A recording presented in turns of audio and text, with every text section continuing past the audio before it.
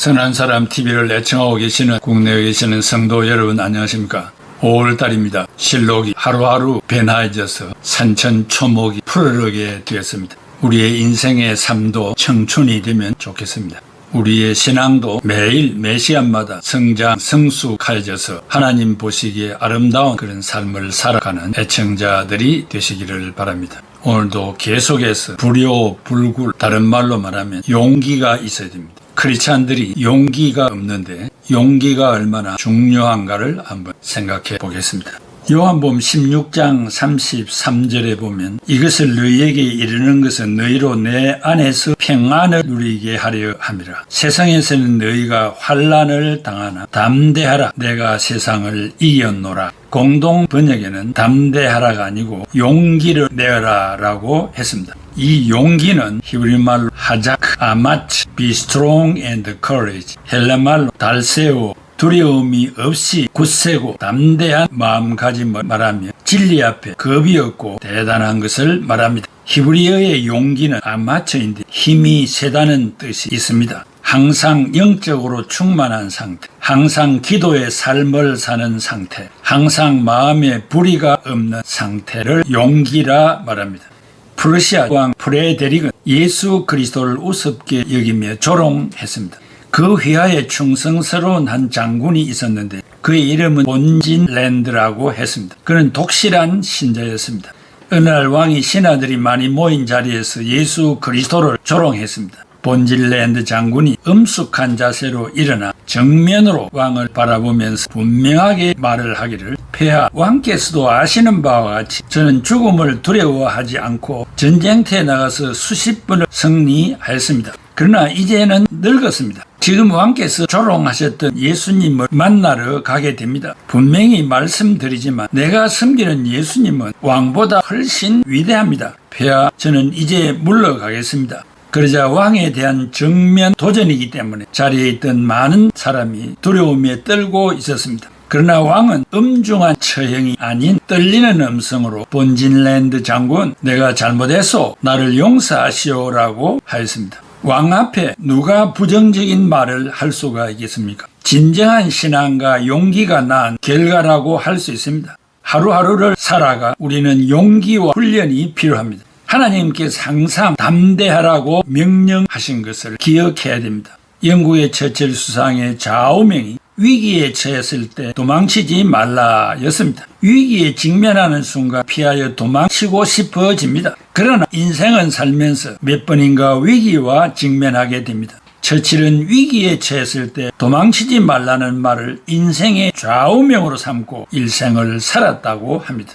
성경 사무엘상 17장 36, 37절에 주의 종이 사자와 곰도 쳤은즉 살아계시는 하나님의 군대를 모욕한 이 할례받지 않은 블레셋 사람이리까 그가 그 짐승의 하나와 같이 되리다. 또 다윗이 이르되 여호와께서 나를 사자의 발톱과 곰의 발톱에서 건져내셨은즉 나를 이 블레셋 사람의 손에서도 건져내시리다. 사울이 다윗에게 이르되 가라, 여호와께서 너와 함께 계시기를 원하노라 했습니다. 사람은 사랑의 대상이지 두려움의 대상은 아닙니다. 그러므로 담대한 용기가 필요합니다. 만사의 확신과 정의로우면 용기를 갖게 됩니다. 성공해도 용기, 실패해도 용기를 가져야 합니다. 헬렌 켈러는 인생에 모험이 없다면 아무것도 아니다라고 했습니다. 대단한 모험은 아니더라도 우리는 좀 더 자유롭고 정직하고 당당해야 합니다. 지금보다 더 뚜렷한 자기 세계가 있어야 하고 더 많이 사랑해야 합니다. 마음에 있는 한계의 벽을 허물고 계속 도전하면서 가치와 의미와 존엄과 행복과 기쁨을 더 높여 나아가야 합니다.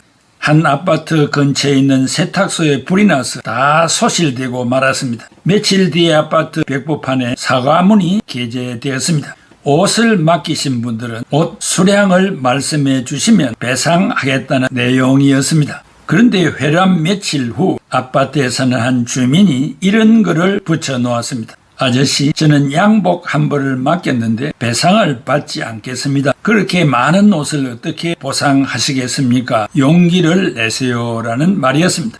그 말 한마디에 아파트 주민들은 아무도 배상을 받지 않겠다고 했습니다. 그 후에 누군가 금일봉을 전했고 또 다른 누군가가 도움의 손길을 주었습니다. 얼마 뒤 아파트 벽부에 감사문이 붙었습니다. 주민 여러분 고맙습니다. 저는 월남전에서 벌어온 돈으로 어렵사리 일구어온 삶이었는데 한순간에 모두 잃고 말았습니다. 하지만 여러분들의 따뜻한 사랑이 저에게 삶의 용기를 주었고 저는 다시 일어설 수 있게 되었습니다. 꼭 은혜에 보답하겠습니다 라고 했습니다. 불효불굴 즉 용기는 신자가 선을 행하고 악을 물리치고 선한 행동을 할 수 있도록 자유의지를 강하게 해주시는 성령님의 특별한 은혜입니다. 신자는 하나님이 주신 자유의지와 신앙 양심을 통하여 무엇이 선이고 악인지를 판단하고 바른 선택이 되었다면 그 옳음이 성취되어 하나님께 영광이 되도록 용기를 가져야 합니다.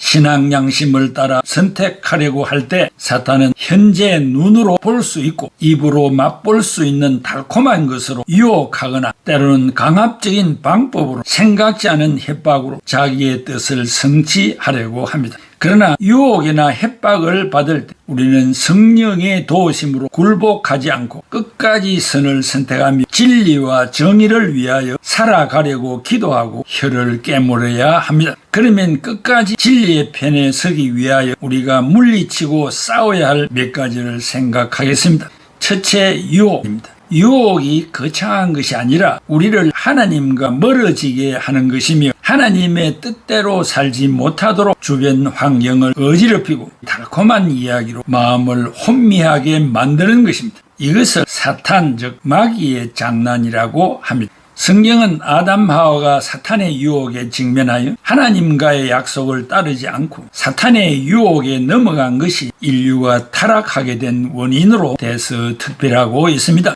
창세기 2장 16, 17절에 여호와 하나님이 그 사람에게 명하여 이르시되 동산 각종 열매는 네가 임의로 먹되 선악을 알게 하는 나무의 열매는 먹지 말라. 네가 먹는 날에는 반드시 죽으리라 하시니라 했습니다.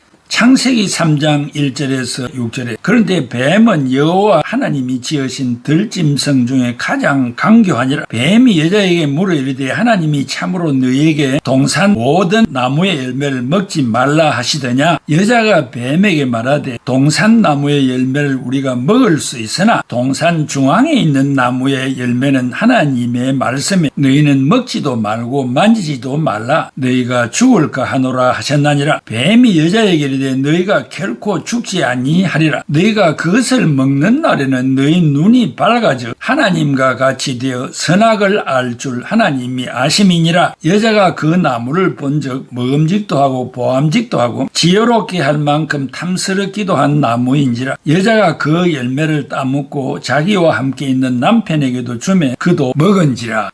아담 하와는 하나님의 명령을 따를 것인가 아니면 사탄의 속임수를 따를 것인가에 귀로해서 하나님을 향한 순종보다 불순종을 선택했습니다. 하나님은 급박하시는 분이 아니시며 많은 것을 누릴 수 있는 특권을 주시면서 지극히 적은 것을 제한하였습니다. 우리도 순간마다 이런 형편에 당면할 때가 많습니다. 바로 이때 정신을 차리고 용기를 내어 하나님의 뜻을 따르게 되면 성공은 보정수표와 같이 확실한 것이 됩니다. 이것이 품격 있는 성도의 삶을 살게 되는 것입니다. 하나님은 아담에게 에덴 동산을 돌보게 하시며 명령하시기를 창세기 2장 16, 17절에 선과 악을 알게 하는 열매는 따 먹지 말라. 그 열매를 따 먹는 날 너는 반드시 죽을 것이라고 했습니다. 교활한 뱀이 하와에게 물어보았습니다. 창세기 3장 1절에 동산 모든 나무의 열매를 따먹지 말라 하더냐 하고 유화적인 말로 유혹을 하였습니다. 하와는 아니요 모든 열매를 다 먹을 수 있는데 중앙에 있는 나무 열매만 먹지 말라고 하시면서 먹으면 죽는다고 했습니다 라고 대답했습니다. 뱀은 즉각적으로 유혹하기를 창세기 3장 4, 5절에 너희가 그 열매를 먹어도 결코 죽지 않는다. 오히려 너희가 그것을 먹으면 너희 눈이 열려 하나님처럼 되어서 선과 악을 알게 된다고 유혹했습니다. 하와는 뱀의 유혹에 그 열매를 따먹고 남편인 아담에게도 주 먹게 하였습니다. 이 유혹에 넘어간 결과로 아담과 하와뿐만 아니라 오고 오는 인류가 하나님으로부터 받은 원초적인 거룩함과 의로움을 잃어버리게 되어 원죄를 범한 자로 낙인이 찍혔습니다. 이 원죄의 결과로 인간의 본성은 그 힘이 약해져서 무지와 고통과 죽음의 지배를 받게 되었고 씻을 수 없는 죄인이 되고 말았습니다. 이처럼 첫사람 아담과 하와는 사탄의 유혹에 넘어가게 된 것은 자신이 받은 자유를 남용한 결과이며 하나님처럼 되기를 원했던 교만함에 그 원인이 있다고 할 수 있습니다. 재미를 본 사탄은 광야에서 예수님을 유혹하였습니다. 누가복음 4장 1절에서 3절에 예수님은 요단강에서 제자 세례 요한에게 세례를 받으시고 성령으로 충만한 상태에서 광야로 돌아와 40일간 성령에 이끌려 사탄에게 유혹을 받으셨습니다.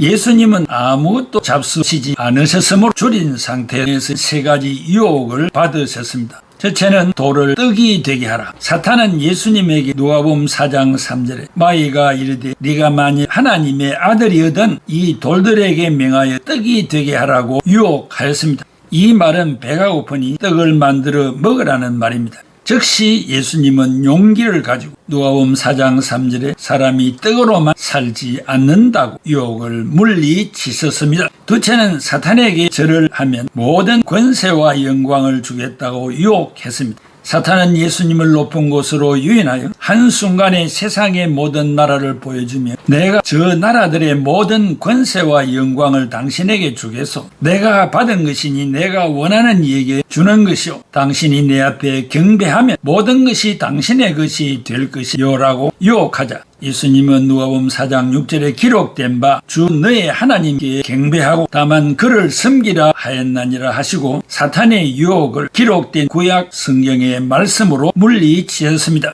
신명기 6장 13, 14절에 네 하나님 여호와를 경외하며 그를 섬기며 그의 이름으로 맹세할 것이니 너희는 다른 신들 곧 네 사면에 있는 백성의 신들을 따르지 말라 하고 물리치셨습니다. 셋째는 성전 꼭대기에서 뛰어내리라고 했습니다. 누가복음 4장 9절에서 11절에 네가 만일 하나님의 아들이거든 여기서 뛰어내려라. 하나님이 지켜주실 것이고 손으로 받들어 발이 돌에 부딪히지 않게 하실 것이라 라고 유혹을 했습니다. 그러나 예수님은 누가복음 4장 12절에 주 너의 하나님을 시험하지 말라 즉 테스트하지 말라고 그 유혹을 말씀으로 물리치셨습니다. 사탄은 다음의 기회를 노리고 떠나갔습니다. 오늘날에도 사탄은 우리를 하나님과 멀어지게 하려고 수단과 방법을 가리지 않고 유혹합니다. 가장 무서운 것은 유혹에 빠져드는지도 모르게 우리를 점차 파멸의 길로 이끄는 것입니다. 어느 날 한 청년에게 사탄이 찾아와 병 10개를 보이면서 제안하기를 이 병 중에 9개의 병에는 꿀물이 들어있고 1개에만 독약이 들어있는데 하나를 선택하여 마신다면 엄청난 돈을 주겠다고 했습니다. 청년은 처음에는 완강하게 거부했습니다. 아무리 돈이 좋아도 죽으면 무슨 소용이 있는가라고 생각했습니다. 그러나 사탄은 계속 찾아와서 유혹을 하였습니다. 청년은 고민 끝에 딱 한 번만 하는 거야 선택이 문제지 잘만 선택하면 평생 고생을 안 하고 살 수 있으니까 라며 눈을 감고 하나를 선택하여 마셨습니다. 사탄은 약속대로 많은 돈을 주고 떠나가면서 하는 말이 언제라도 9개 중에서 하나를 마시면 지금 준 돈의 2배를 주겠다고 약속을 했습니다. 하지만 다시는 그런 일이 없을 거라고 다짐을 했습니다. 한 번의 실수로 만족하다고 생각했습니다. 청년은 쉽게 얻은 돈으로 허랑방탕하게 살면서 금방 탕진을 했습니다. 다시 사탄을 찾아가서 9개 중에서 하나를 선택하여 마셨습니다. 다행히 꿀물이 든 병을 선택한 것입니다. 청년은 더 자주 사탄을 찾아가게 되었습니다. 세월이 흘러 청년은 백발이 노인이 되었습니다. 이제 2병만 남았는데 벌벌 떨리는 손으로 둘 중 하나를 선택했습니다. 이제 돈이냐 죽음이냐 노인은 마지막 잔을 마셨습니다. 다행히 독약이 든 병이 아니었습니다. 노인은 끝까지 살아남았고 기뻐했습니다. 그러자 사탄은 마지막 남은 병을 노인이 보는 앞에서 마셔버렸습니다. 깜짝 놀라는 노인에게 사탄은 이렇게 말을 했습니다. 처음부터 독약을 넣은 병은 없어서 너는 돈이라는 내 독약에 이미 죽어가고 있었던 거지. 내가 너의 인생을 망가뜨렸어. 오로지 돈만 알고 쾌락만 추구하며 사는 너를 최고의 밥으로 만들었지. 너는 이제 영원히 죽게 될 거야 라고 말했습니다. 현대인들이 당하는 대표적인 유혹 가운데 하나는 바쁘다라는 유혹입니다. 도무지 바빠서 자신을 돌아볼 여유도, 잠시 쉬어갈 여유도, 주일 예배에 참석할 여유도 없다고 합니다. 하루는 한 랍비가 길을 가다가 어떤 사람이 바쁘게 달려가는 모습을 보았습니다. 랍비가 물었습니다. 여보시오, 어디를 그렇게 급히 가시오? 그 사람은 뒤도 안 돌아보고 나바기를 행복을 잡으러 갑니다. 이 말을 들은 랍비가 말하기를, 어리석은 사람이구만. 자네의 행복이 자네를 붙잡으려고 뒤쫓고 있는데 자네가 너무 빨라서 못 쫓아가고 있어 라고 했습니다. 수많은 유혹을 용기로 물리치지 않는 한 용기의 품성이 제대로 작동하는 신앙의 성장과 성숙을 도모한 자로 인정을 받을 수 없을 것입니다. 사랑하는 애청자 여러분, 순교한 사람들은 무엇으로 순교했겠습니까? 가족이 있고 양떼들이 있는데 이 세상의 것 다 뒤로 하고 어떻게 하나님 앞에 생명을 바칠 수가 있었겠습니까? 그것은 신앙의 용기 때문입니다. 용기는 사람의 생각 그 이상을 지배합니다. 우리는 하나님으로부터 특별한 용기의 품성을 받은 사람들입니다. 진리라면 우리는 용기를 포기할 수 없는 부름받은 사람들입니다. 우리는 하나님의 말씀을 고수하고 피 흘려 세우신 교회를 지키기 위하며 세계의 선교를 지배하기 위하여 용기 있는 자가 되어야 됩니다. 하나님이 원하시는 용기를 가진 자는 내가 가진 모든 것도 드릴 수 있고 가장 귀한 우주 만물보다 더 귀한 내 생명도 드릴 수 있기 때문입니다. 이 용기로 자주자주 찾아오는 이 다양한 유혹들을 주 예수 그리스도의 이름으로 물리치고 승리하는 주님 가신 길을 따라가는 여러분들 되시기를 바랍니다. 이것이 바로 신앙의 성장이요, 신앙의 성숙일 것입니다. 기도하겠습니다. 고마우신 아버지 하나님, 은혜와 사랑을 감사합니다. 부족한 저희들, 연약한 저희들에게 성령으로 그때그때마다 용기를 주셔서 미약하지만은 이 순간까지 주님 붙들고 살아오게 하신 것을 감사합니다. 하나님이 주신 용기로 나의 신앙을 지키고 복음 선교를 앞장서서 하고 피 흘려 세우신 교회를 지켜오게 해주신 것을 감사합니다. 그래도 부족합니다. 하나님이여 저희들을 불쌍히 여겨주셔서 더 큰 용기를 주셔서 앞서간 순교의 제물처럼 저희들도 그 뒤를 따라가는 우리 애청자들이 되게 하여 주옵소서. 예수 그리스도의 이름으로 기도하옵나이다. 아멘.